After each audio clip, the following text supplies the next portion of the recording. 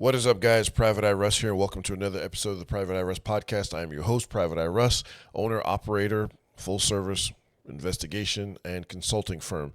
Corporate theft investigations, criminal defense investigations, litigation support. If you need a background check for the person you're going to tie yourself with or to for the rest of your life, I can take care of you. Send me a message at russ@privateeruss.com. That's russ@privateeruss.com. Or alternatively, send me a direct message on X at privateeruss. So let's go ahead and get straight into this one. This one is another Private Eye case file. Now, like all my case files, disclaimer, I always change times, dates, names, and situations to avoid embarrassing people, putting people's business out in the street, and also to avoid litigation. So please keep that in mind. I'm not giving you guys 100% facts. I don't want to get sued, all right? And I don't want to hurt anybody's feelings, right? So, but I can entertain you guys with stories that that you may not hear every place else. So, I get invited. I get a phone call after an email exchange. I get a phone call, then an invitation to sit down and talk with a prospective new client. Woman hires me. Well, we sit down, we start talking, and she thinks her significant other is stepping out on her, and she wants, it's a very well-to-do lady. She owns several businesses. She's killing it, and so she wants to know, and so her significant other is a woman, and so. From my observations, sometimes you have, there are lesbian situations where one is more the more masculine of the two, and the other one's the more feminine of the two. And again, I'm not trying to speak out of turn. I'm just giving my observations, not judging anybody one way or the other. Live your life however you live it. I'm not putting anybody down for that. Not on that time, right? So. And so, obviously we go over a bunch of different questions. I won't go into that. But, ultimately, she requested surveillance. So she wanted to know what was going on. And so, we went over this woman's schedule, and we'll do that a lot because most people don't require 24-hour surveillance. 24-hour surveillance in general is expensive. It is not cheap. It's not a cheap prospect, people, nor should you expect it to be cheap. And so that's why I've developed ways to do background checks and information on people. And a lot of times we can find out what's going on behind closed doors or what might be going on in secret. We can do a lot of these things electronically without surveillance. Is it as effective as the electronic detection added to the surveillance? No, it is not. Of course not. However, I've tried to make things more affordable so that more people can either find the information they need or have peace of mind. So let's go a little bit further. So we put this woman under surveillance, and for the first few days there was no action. There was nothing outside of we do a thing called pattern of life, and so you get some of that information from the person requesting the surveillance, plus you get that from your observation. So. Okay, when do they get up? Do they go walk the dogs at this time? Most people have a very set schedule. Where do they go? Do they go to church? Where do they go normally? They go to the gym on this day. They go play tennis on that day. They go play golf on that day, whatever they're doing. Pilates, yoga, whatever it might be. And so for the first 3 days, there was no activity. There was activity, but nothing that would indicate infidelity. Until there was. So, this is just how it works out sometimes. And so the investigator that was watching this person is one of my female investigators. She requested this one. Is she LGBTQ+? Yes, she is.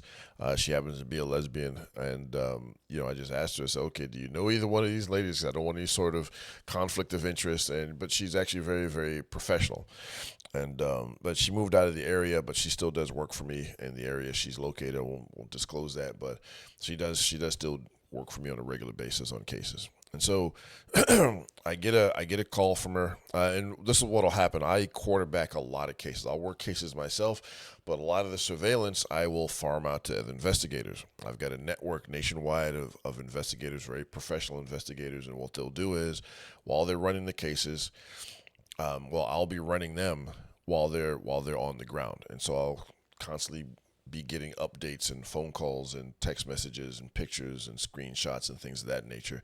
And that way I can direct them if they come to a fork in the road and they need to know, okay, what should I do?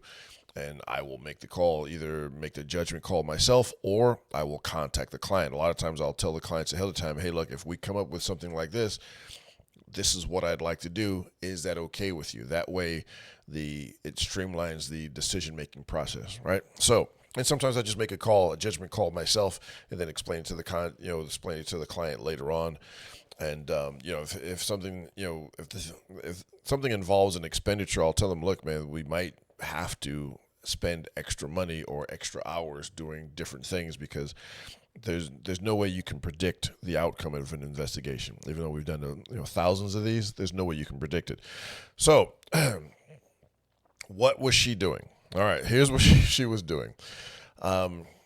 She was having an affair. We did discover an affair, and she was actually pretty good at covering it up, but finding these things is what we do for a living.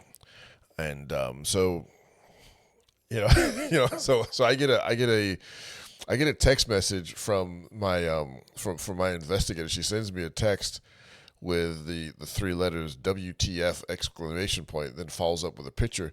And I'm looking at the picture, I'm like, ooh. I'm like, oh. And so yeah, she was messing around. And so it was an individual that presumably they met at the same activity. I'll go into all that at the end of the video. But before I do, in the description below, well, first of all, hit like, subscribe, please share, but comment as well too. Comment who you think this young lady was having an affair with. It was like, I was surprised, but I was kind of not surprised at the same time. But so I'll go ahead and let you guys do that. Pause for a second. 5, 4, 3, 2. Okay. So when I went to go brief the client at the tail end of the investigation, which is what we'll do. We'll wait until the end of the investigation, then we'll compile it. We'll put together a report, pictures, video, all the rest of that stuff. Most people don't want regular updates. They want to know at the end of it. Some people want daily updates, and so we tailor that, just based on their preference. So I'm sitting down, I'm talking to her the way I usually try to do, especially when they're local. But if they're not local, I'll talk to people usually by video or by phone. Excuse me. And so we're talking, and as I'm telling you, she said, okay, so she was cheating, wasn't she? And I said, well, yes. And again, people will have in their head suspicions. Okay, was it this person? Was it that person? She went down a list of a bunch of women's names that she thought. She said, okay, this one's her ex-girlfriend. This was another ex-girlfriend. And, her partner was a very attractive young lady. Very, very attractive young lady. The client, not wouldn't be my preference. Not that I would be their preference one way or the other. It wouldn't be my preference so either. So as she's going down this list, and I was like, the people you just named are all women. She said, yeah. I said, and she goes, what? And she's a man, and I was like, yes. And she was like, who? And so we told her. Well, I told her it was one of her fitness instructors, they weren't going anywhere particularly earth-shattering or sneaky or whatever, but the guy drove a van, and so apparently his van is set up, and the guy is married. He's a married guy. But he has a van that's set up with kind of a small bed in it. This van's a rockin', don't come a knockin', that type of thing from way back in the day or whatever. He didn't live in his van, but he drove it back and forth, and that's how he had it set up. I don't know how your wife is okay with you having a van with a bed in it. I don't know.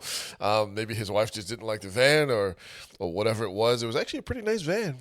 pretty high end van. I won't go into the the make and model or anything like that, but it was a really nice van. It's set up really really well, and that's what he was using. And he was messing around with this woman, and she wasn't the only person he was messing around with. So homeboy must have been able to do a good job or whatever it was. And she was like, literally, she was stunned. She was like, "This is unbelievable," and you could see the look of betrayal on her face. Not just the fact that she was cheating, but that she was cheating with a guy. Now, my experience with lesbians is that there are some lesbians that like to mess with men from time to time. Just my observations as a private investigator, and I had a good buddy that he would mess with, every now and then he'd get a call or a text from a woman who was a hardcore lesbian, but every now and then she wanted to link up with this guy. Whatever the case is, why, I can't explain it. If you guys can explain it, put it in the comment section below. I have no idea. And again, people just like what they like. And so, I'm not putting anybody down, but my thing is, if you have a partnership with someone, you really shouldn't be engaging in that sort of thing.